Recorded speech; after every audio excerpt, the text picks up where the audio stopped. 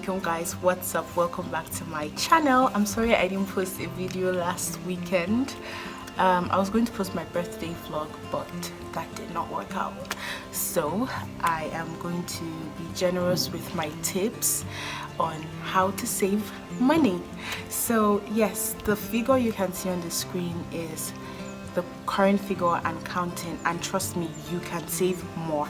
So the first thing you want to do is get yourself a piggy box. Now I know it's cliche, I know these were things people did in the olden days, but best believe that it's one of the best ways for you to save money. Now before we go into this, I need you to stop, smash on that subscribe button, and give this video a thumbs up whether you like it or not. Just support your girl. So yes, now moving on. When you have a piggy bank, it's going to help you in so many ways that the bank would not help you. Your piggy bank is not going to one day stand up and just swap out all the money that you have saved in it and then tell you, oh sorry, it's a technical problem, this and that, blah blah blah. So but one thing I've come to realize with saving in banks is that when you have two accounts and maybe one account is just dormant, you put money in there and you make sure that you don't go back to touch it.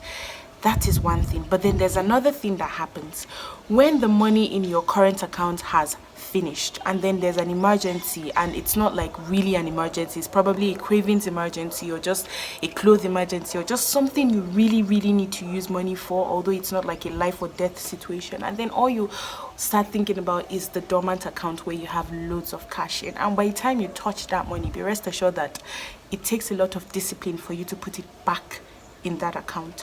So for that reason, this is where you need a piggy bank, because when you start saving in a piggy bank, the chances of you going to break the piggy bank just to take 1,000 naira or 2,000 naira is just going to be a waste of your energy. So a lot of people, the piggy bank makes us, or makes me, very disciplined when it comes to how I spend my money. Then another thing you want to do is make a budget whenever you get okay, now this video is mainly for people that at the end of the month you're expecting something, regardless of how little or how big it is. So you have to create a budget based on what you are expecting, and when you do that, you would notice that in the course of making your budget, you're going to spend within the limits of your budget, and you have to be disciplined enough to know that, okay, this is how much I intend to spend from this amount this month, and keep to it.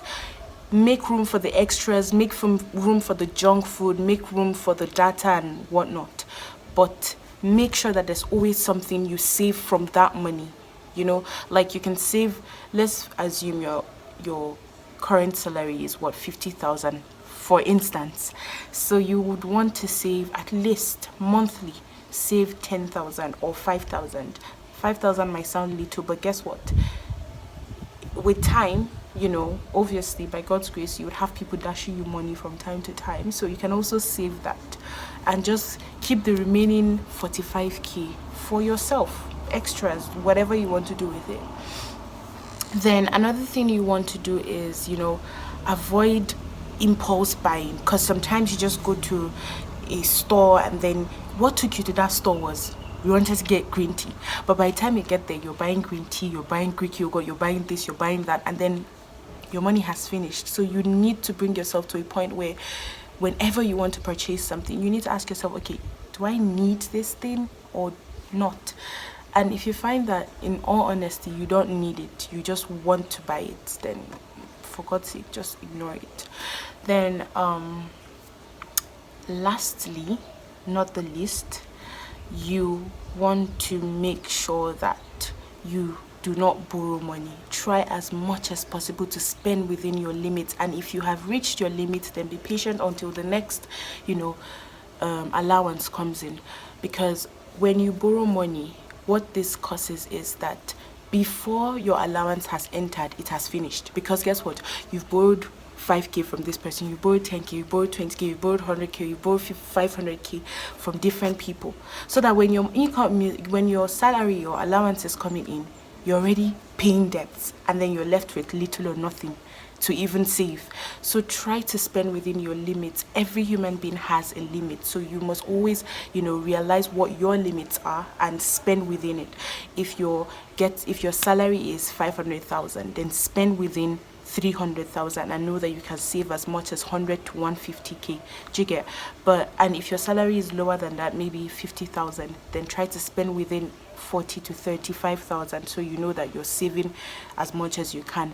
But when you want to, you know, when you're earning 50k and then you want to spend like someone that's earning 500k, that does not make sense. That's just going to inconvenience you in the long run. So these are the few tips I had to share, and best believe that I have used my own tips and it has helped me to save this much. Yes, the amount 200k might not be much, but trust me, it's the highest I've saved in my whole life.